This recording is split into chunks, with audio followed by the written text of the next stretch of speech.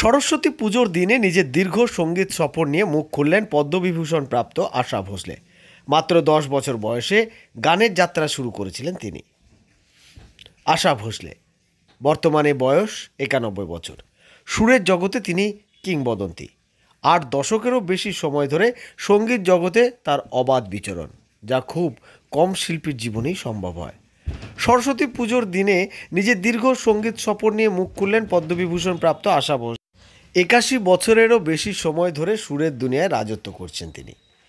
মহাগায়িকা এই প্রথমবার অংশ নিলেন এক পডকাস্ট অনুষ্ঠানে, couple of things with RJ Anmol এবং অমৃতা রাও।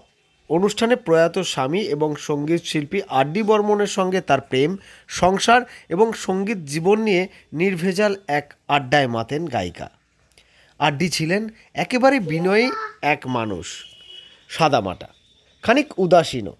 আশা বলেন, উনি জানতেন না যে তিনি কত বড় সঙ্গীত স্রষ্টা। তার রচিত সঙ্গীত নিয়ে তার কোনো অহংকার কোনোদিনও ছিল না। অর্থের অভাবে কত মানুষের মৃত্যু হয়, কিন্তু আমি যদি তাকে একটি হীরের উপহার দিতাম, উনি বলতেন, এটা কি পাথর?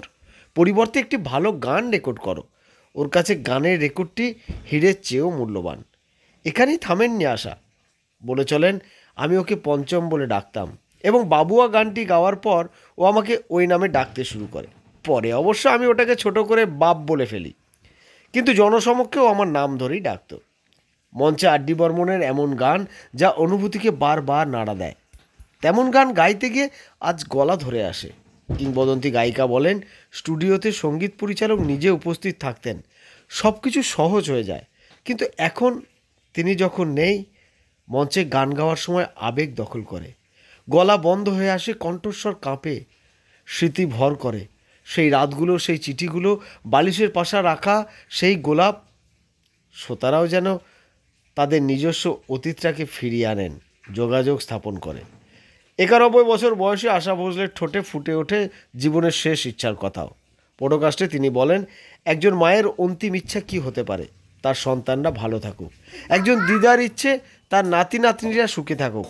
আর আমার একমাত্র ইচ্ছে এটাই যে আমি গান গাইতে গাইতে বিদায় নিতে পারি। আমার শেখার আর কিছু বাকি নেই। আমি আমার গোটা জীবন সঙ্গীতে কাটিয়েছি। 3 বছর বয়সে শাস্ত্রীয় সঙ্গীত শেখা শুরু আমার। প্লেব্যাক গান গাওয়ার 82 বছর হয়ে গেছে।